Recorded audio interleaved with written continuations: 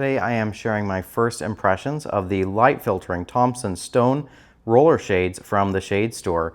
These are in price group A, which actually means that they are among the least expensive shades you can get from the Shade Store. These are roller shades, motorized, and I'm just going to show you the install because presumably you already know what the product is and you're more curious to see how do they actually look once they're installed.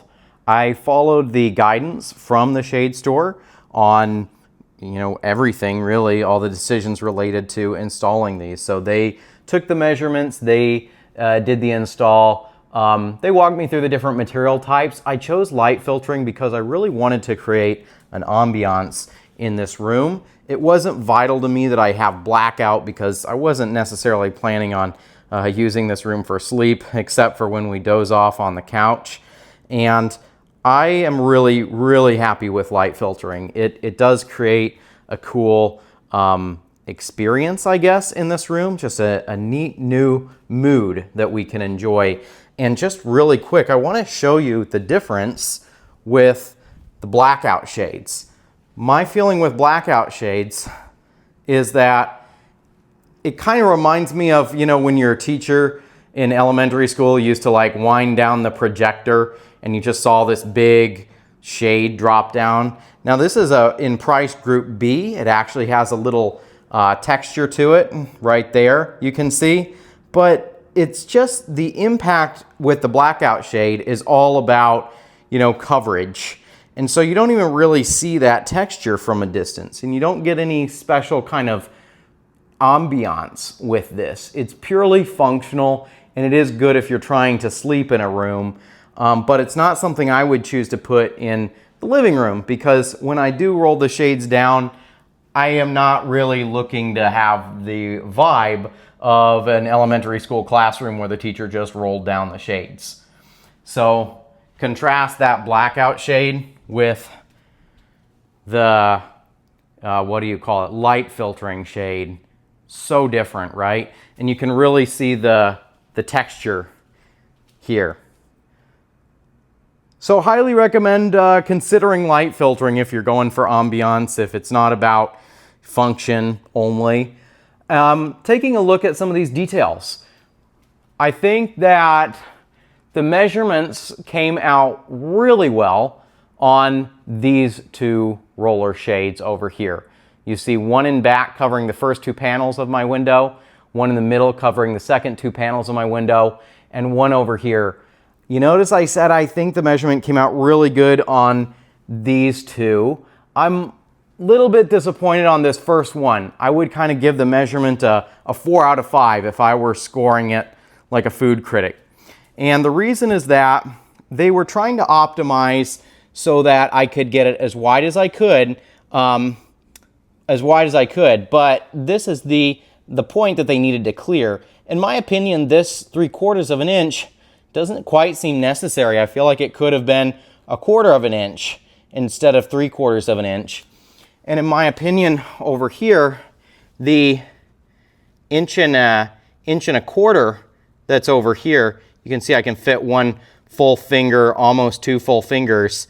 That 1.25 inches just seems excessive to me. And where we were really trying to cover as much of this window as possible, I wish that they had gotten that a little bit tighter. I'm curious to know, what their limits are. And I just wish that that had been part of the discussion when I was buying the panels, when I was buying these roller shades. Because for me, as a customer, I just want to know what to expect. And if I agree, yep, that's fair, that's the best we can do, then I'm totally going to be fine with it. But when I find out after the job is finished that we really could have gone tighter, it's a little bit disappointing, I just would have loved to have been advised of that. And if that really is the closest we can do, I might have been totally fine with it, But I just would have liked to have known that in advance so it's not a surprise on the day of. Now, another thing I notice is a decision that I think Shade Store was kind of making behind the scenes. They never consulted me about it, but check this out. Up here at the top, it seems to me they could have actually mounted these shades 2 inches maybe closer to the wall. But it seems like there was a decision to mount it a little bit further away from the wall. And one good thing that you get out of that is this soft shadow. Notice if I move this closer to the wall here, that shadow gets harder. And really, the closer it gets, the harder the shadow is. That may not seem quite as inviting as this soft look. So I actually think if that was a creative choice, it was probably a good creative choice. I do feel that this particular window shade right here, however, is further away from the window than it needed to be. And it seems like they chose a little bit different distance on that shade than they did on the other shades, and I'll show you why I say that. Now, my windows are somewhat curved. Each window is at a slightly different angle from the others, but you notice how that last one actually pokes out. And maybe it's subtle, and if it's subtle, I guess that goes to show just how good they actually did on this install here. But see how, like, between the first two panels, there's such a thin line, right? They're right next to each other. But between the second two panels, there's just a bigger gap there, right? And I think it's because they have this final roller shade just projected away from the window further than they did on those other two. So I'll show you that one last time there. I think it's really, really tight on the first couple, but it's quite wide here, that gap. And these are, these are nitpicking type of observations, right? I would still say, like, the measurement came out pretty good to have so little light gap over here. So little light gap over here. Coming right down to the bottom here. And I watched them programming this, and I saw that basically I think they're working with half-inch increments. So they got it as close to the window bench as possible, given those half-inch increments. I think they did a good job.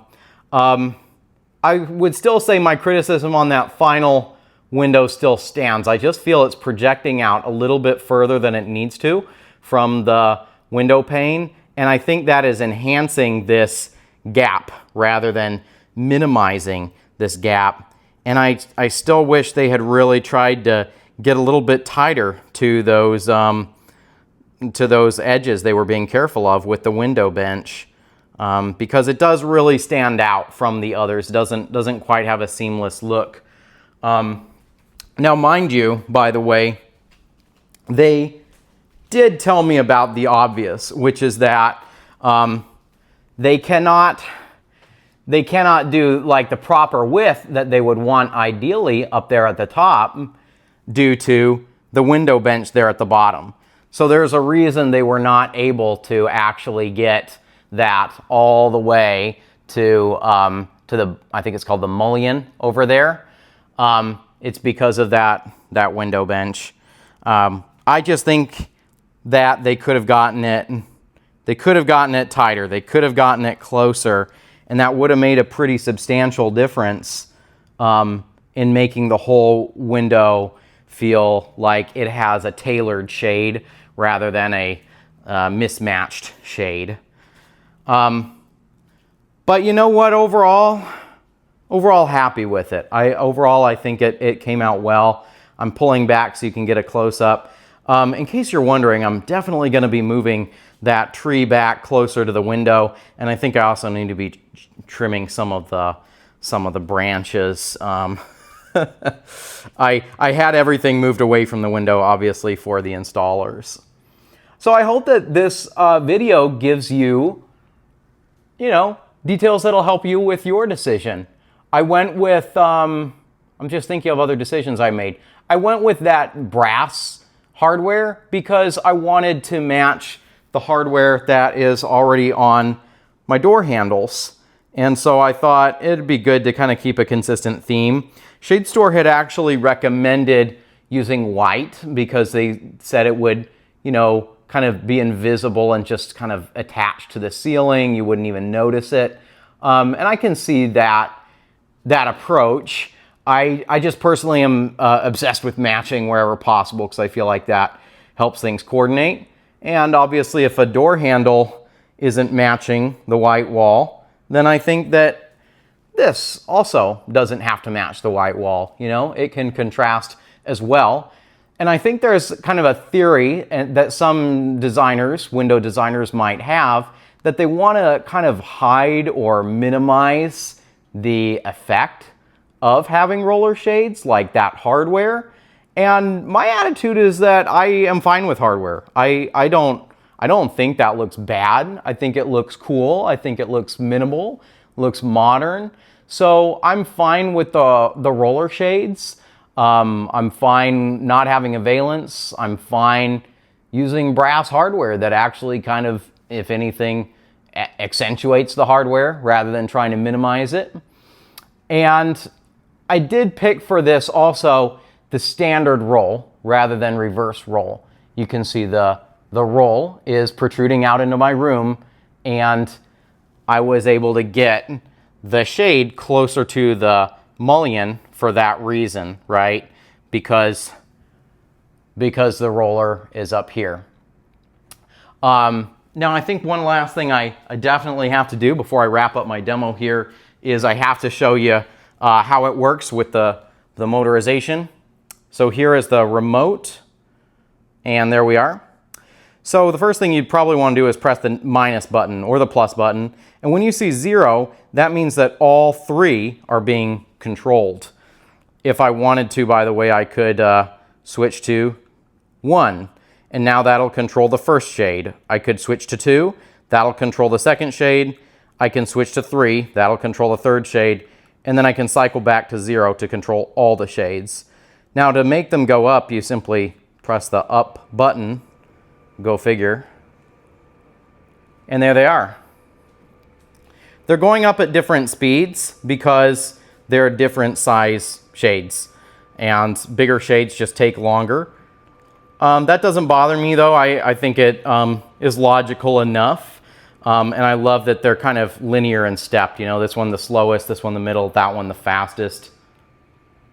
Actually, I'm really shocked. I think I just said that all wrong because that one is bigger and yet it went up slower. And this one's obviously smaller and yet it went up slower, right? Isn't that weird? The bigger one just went up faster than the smaller shade. So let's take a look at that again. I was actually really surprised by that outcome. So we'll do a quick race here. Here we go.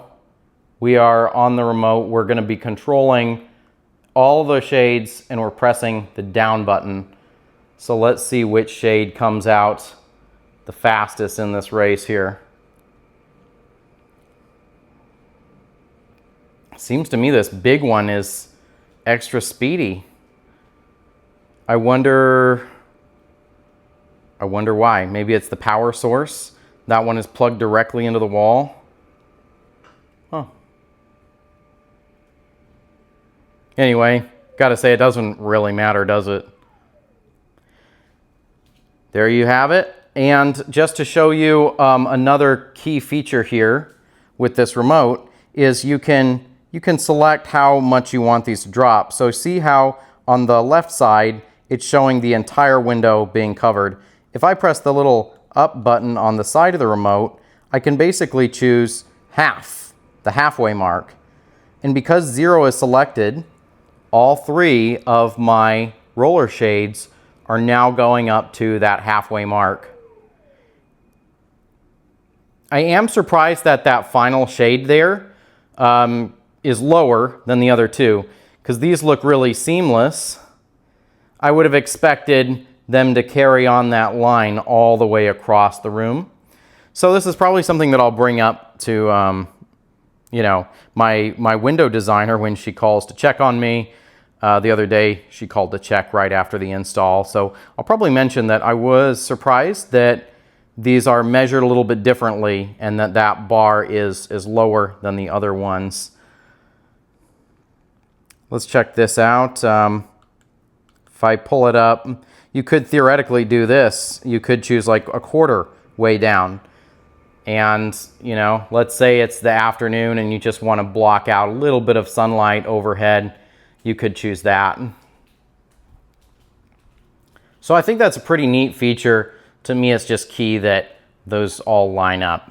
Like ideal world, you'd have one clean line across all 3 shades.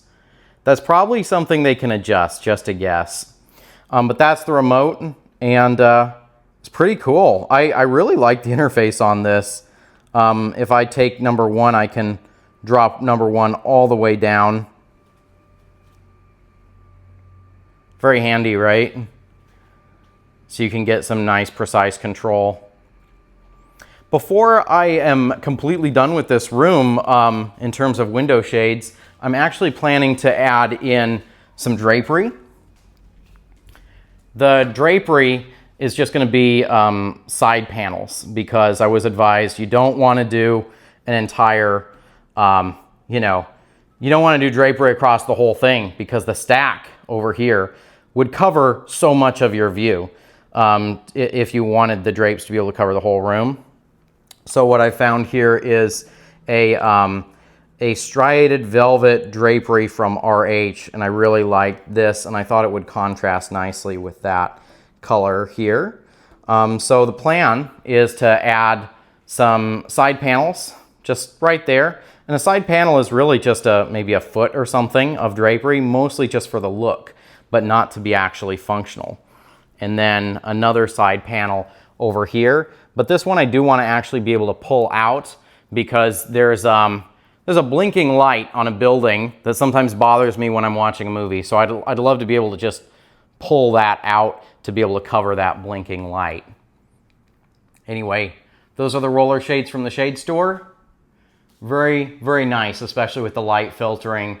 I would recommend this material after seeing it in person. And that material again was the Thompson stone light filtering. It's a very nice neutral color. That's why I chose it. The fact it's at a great price point is just another bonus.